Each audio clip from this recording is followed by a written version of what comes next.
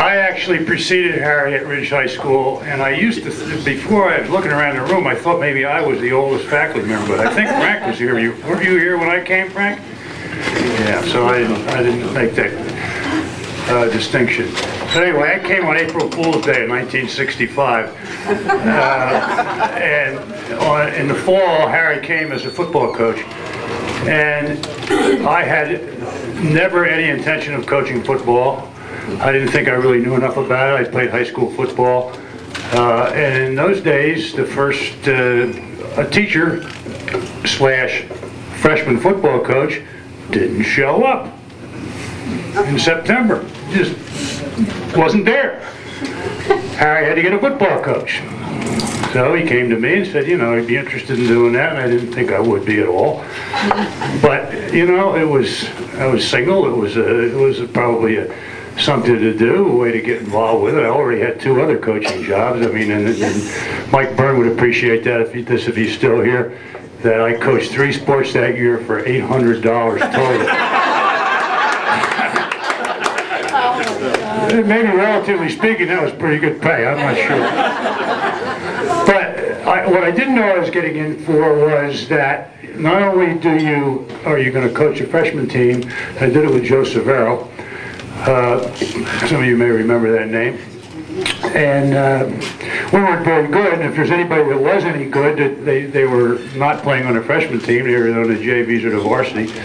We were not a good football team at the time. One of the things that I mentioned in speaking with a Burnsville News sports writer the other day, which did appear in his article, was that Harry had an incredible way of, if you had 1 or 2 linemen that could block, you would find that's where the ball ended up. It might not start like it was going to go there, and it was disguised not to do that, and you would drive with all these different formations, drive everybody crazy.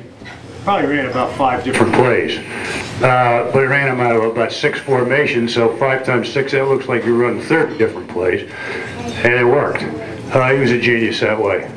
The other thing we had to do was, and John Welsh referred to this about the zucchini glop in the Sunday night meetings.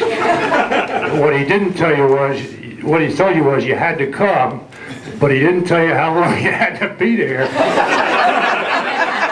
You had to be there until it was over. And then on Saturdays, we as freshman coaches, he would send us out to scout. And I didn't really know what I was doing.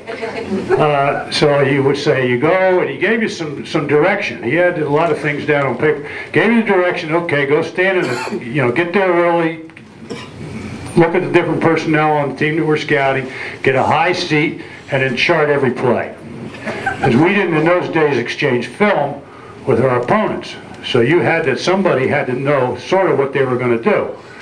And then we get to these Sunday meetings, and then you had to write a scouting report, which you had to do that before he had to have it Saturday after, probably Saturday night or Sunday morning, so he could be prepared for the meeting on Sunday night. And I walked in there one night. He says, "Pete, are you sure this is what they did? Was that guy really here and that guy was really there?" I said, and then you say, "Oh, I don't know," because you're new at it. And I said, "Yeah, I'm pretty sure he was." He says, "Well, we do that, and then we can put a slot in here and a wing on the other side." I said, "Yeah," and I said, "That's going to put both of those linebackers out of there. You're going to run that middle trap for a touchdown." And he said, "I don't think we can do that because I know they're smarter than that. They're not going to pull both those linebackers out of there." I said, "Well, you know what? You got one shot at it." You know what? Beat Manville. Carl Mann ran the first play of the game for a touchdown. And after that, they didn't have 2 linebackers out of there. But anyway, I learned a lot from him. His family. Harry always used to refer to the 3 F's: family, football, and finance, in that order. And that's the right order it should have been. I don't know about the finance. No, family number 1. And I think so many of us learned that. So I'm really going to miss him. It's great to see the kids.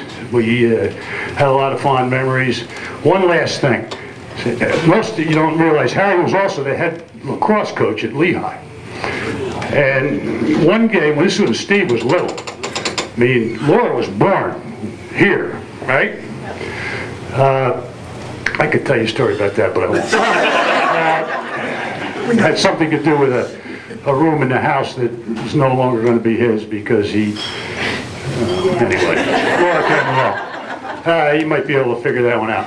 But anyway, Steve was little and he playing lacrosse, and they played Colgate the day before, and it was a brutal game. Colgate was really, really whacking and getting away with a lot of stuff. So the next day, Steve said, "Dad, let's play cross." That's what he said, cross. And you know, and Harry said, "Yeah." He said, "You know what Steve did for the first thing? He hit me with a stick."